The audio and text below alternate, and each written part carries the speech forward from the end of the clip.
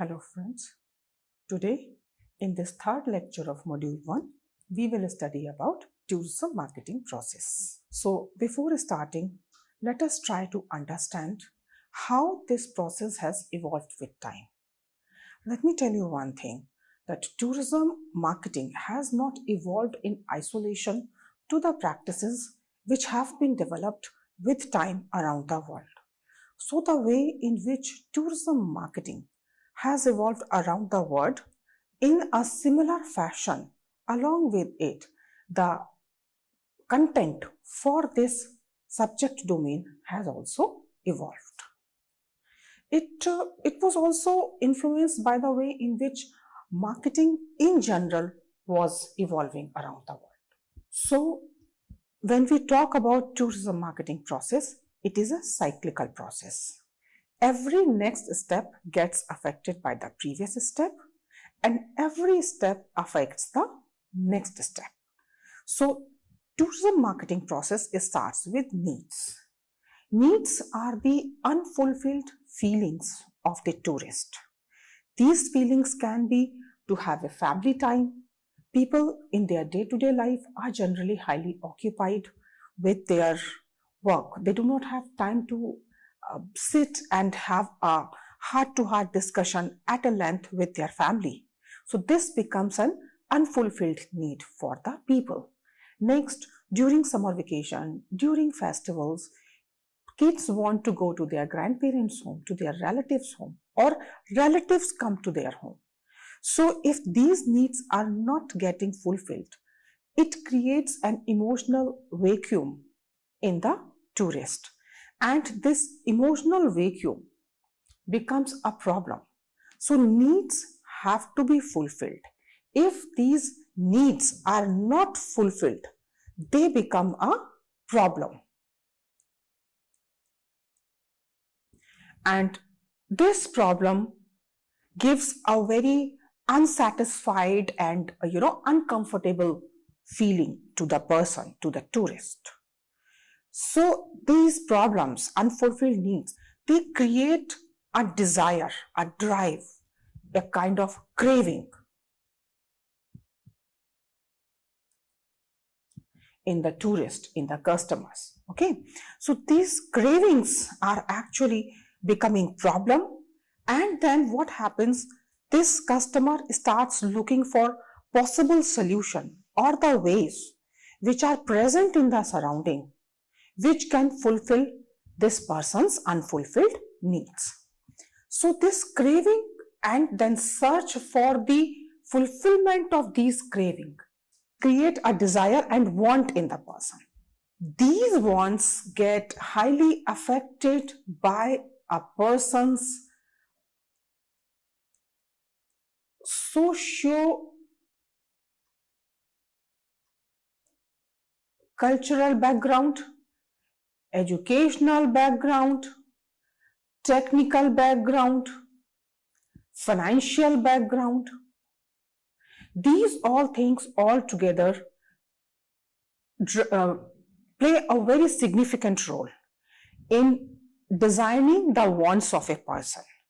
So to fulfill this craving to have a family time or to go and meet the relative has to be satisfied by a person depending on these factors, and yes, of course, his personal thought process also play a very significant role.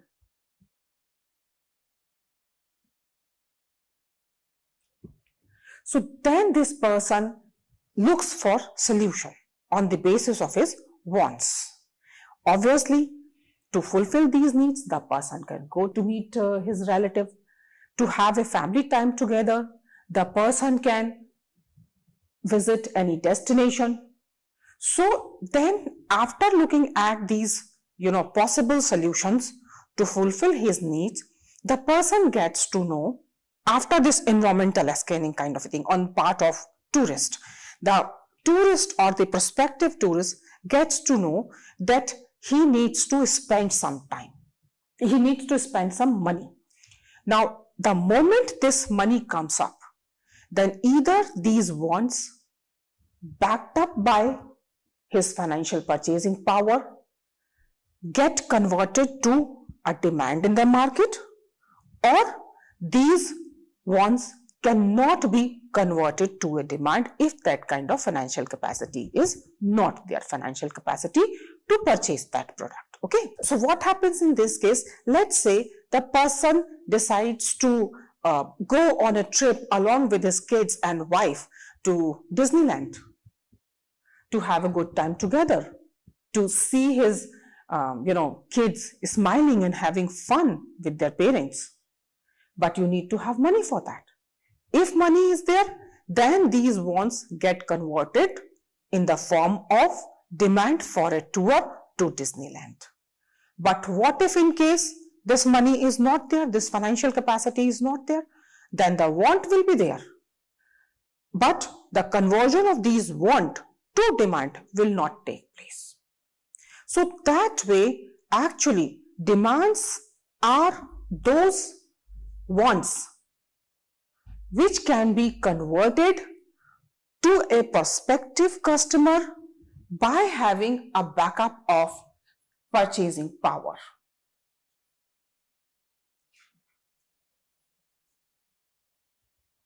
This purchasing power is very important. It is one of the crucial factors to convert a want into a demand. So if that person is having the financial power, he can take a trip to Disneyland along with his family. If he is not having, maybe he just takes a leave and sits at home and have a good time with his family. Both the way he can have a good experience. But when we talk about having an economical activity, that is only possible by having a purchasing power. So demands are the wants backed up by the purchasing power. Now, once this demand has been created in the market, now, yes, let me tell you one more thing. There are other factors also which affect the demand. And these factors are actually that what are the different options which are available in the market? What is the economical condition of the market? What is the price of the product? What is the expected growth of the economy? These are few such factors which are existing in the external environment of the business, but which affect the demand of the product directly for that company itself. So, after these demands, let us try to understand what are benefits. Once the person has decided to go on a trip to Disneyland along with his family, now he needs to look for benefits which he is looking for. Now, what are benefits? Benefits are the expectations of outcome. What can be those expectations? Having a good time with family. This is for himself. But then he's taking his kids and wife also along with himself. So, what are the expectations of his kids? They might be in a mood to meet Tom and Jerry, Mickey Donald, such kind of characters who are like heroes of Disney World. So, these are certain benefits for which the person can take a trip to a Disneyland tour. So, benefits are clearly those elements which a person wants after purchasing the product to be consumed and to fulfill his unsatisfied needs. Okay? After benefits, the person looks for satisfaction. Now here the role of company becomes very important because company has found out the demand through market research and the needs of the people. Now needs are gaps, needs are lacuna existing in the market. But how to convert these gaps in the form of benefit is very important. Let me give you another example for this. There is a guy who is working, let's say, in New York, and his family is staying in India. Now, his parents have never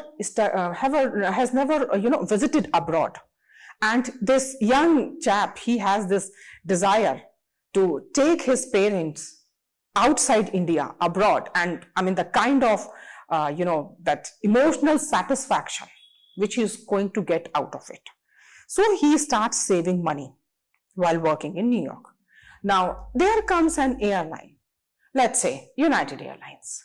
Tickets are expensive and he was saving money. But then there is an advertisement in the market which says that the ticket price of United Airlines to and fro from Delhi to New York and back have got a discount of, let's say, 15%. Now, one way to convey this message to this tourist or prospective customer can be 15% discount, talking about the financial aspect of it. But here, look at the benefit. What is the benefit for this young chap? The benefit which he is looking for is to have an emotional satisfaction of taking his parents abroad outside India for the first time. So he is not looking for this, 15% discount. Okay, no, he's not looking for this. Obviously, this is one of the factors in decision making, but his benefit is not this. Benefit is the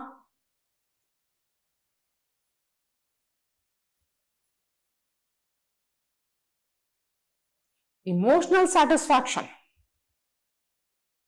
So here, if this United Airlines comes up with an advertisement which says, you don't have to wait for time. Now take your parents abroad even earlier. We are there to help you by cutting down on the price of our ticket by 15%. Message is still the same, but they have directly hit the emotional chord of their customer. By telling him this thing, you don't have to wait to save more. You can even get this emotional satisfaction earlier too. So this is the difference between the benefit and need. Need was money to purchase ticket, but benefit was emotional satisfaction. So when actually companies think about converting these needs in the form of benefits for their tourist or their prospective tourist customers, then this directly gets converted into satisfaction. So this satisfaction is what tourist is looking for, this emotional vacuum which can be fulfilled by taking parents abroad. So this satisfaction can get converted after the consumption of the product or cannot get converted also. It depends how actually elements of the product the company has, added into the product, the elements of tourism. That's how, So benefits are the expectations. Now, when we talk about this family time, family time can be through a family tour to abroad, or it can be a family tour to a national park which is just situated in the next district. So that's how the company needs to understand here. Please pay my attention to what I'm trying to convey. See, benefit is same, emotional satisfaction. But then we need to understand here that if the person is going to a national park or to a tour abroad to Disneyland, both the ways benefit is the same, but satisfaction level will be different.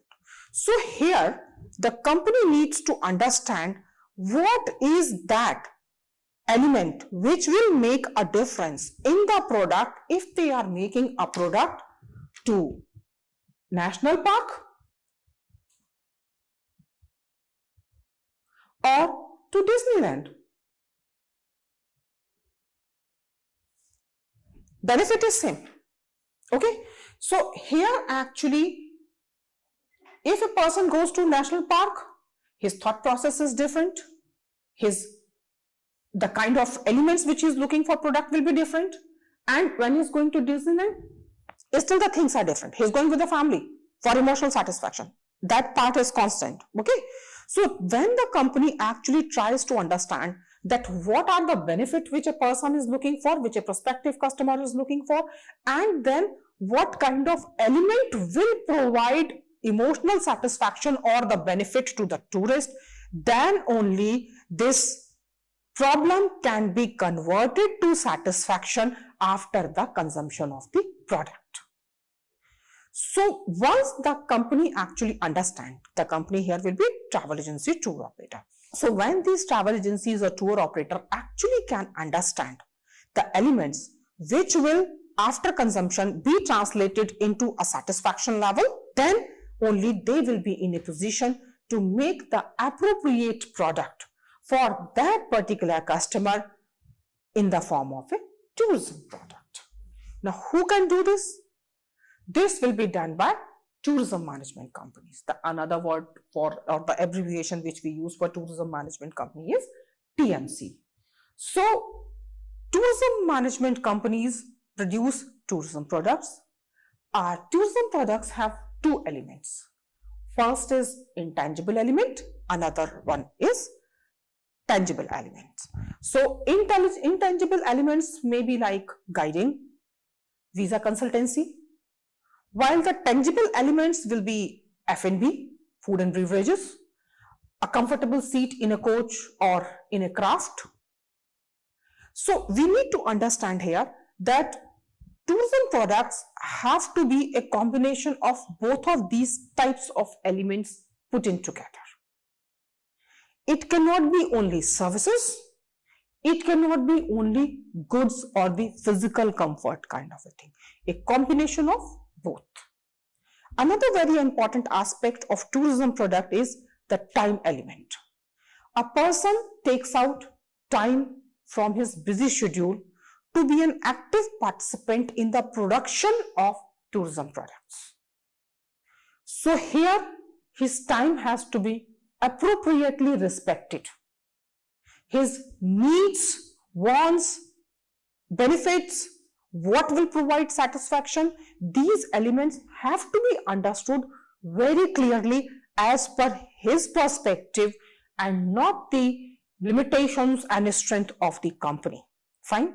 So only then the company will be able to produce a tourism product which will provide the desired benefits to the tourist or the desired components of the product to the tourist. Now, once company produces such tourism product with a combination of goods and services, with the right combination of goods and services, and the tourist or the prospective customer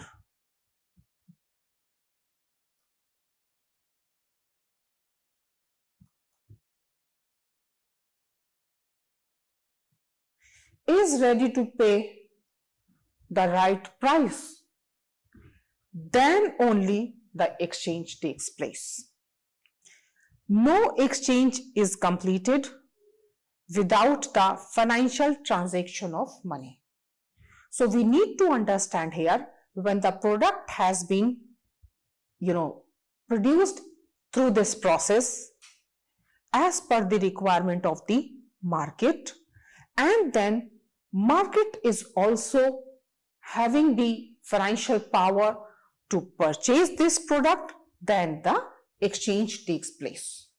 So it is exchange also takes place with first element is money, and second very important element, especially in case of tourism industry, is the necessary document.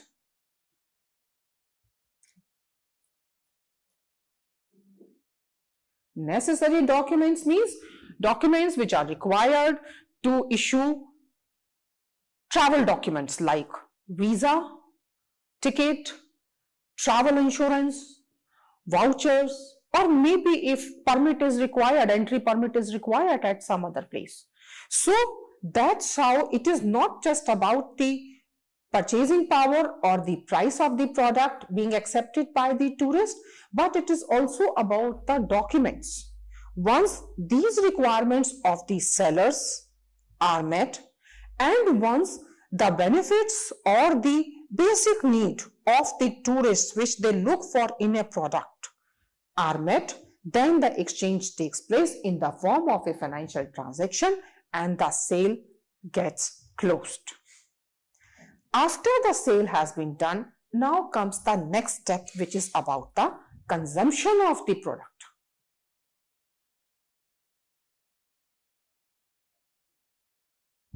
Consumption of the product means using the product. And using the product in terms of tourism means going on tour, okay, or going to eat out, or joining an event, okay. These all things actually means consumption in tourism. So once this consumption is done, then tourist directly compares his expectations, which he actually created before even purchasing this product, with the benefits which he has got, or after consuming the products, how much of his desires have got fulfilled. And a comparison of these two things produces level of satisfaction, which directly can be assessed by taking feedback from the tourist.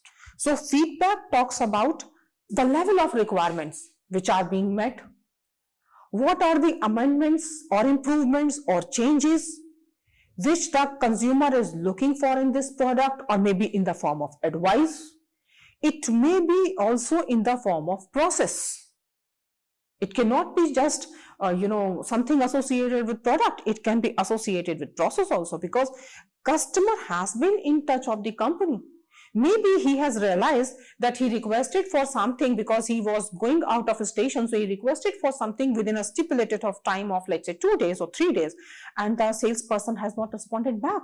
And when this person calls up, then this person says, sir, I couldn't give you a response because I didn't get the response on my part from the supplier. It's okay.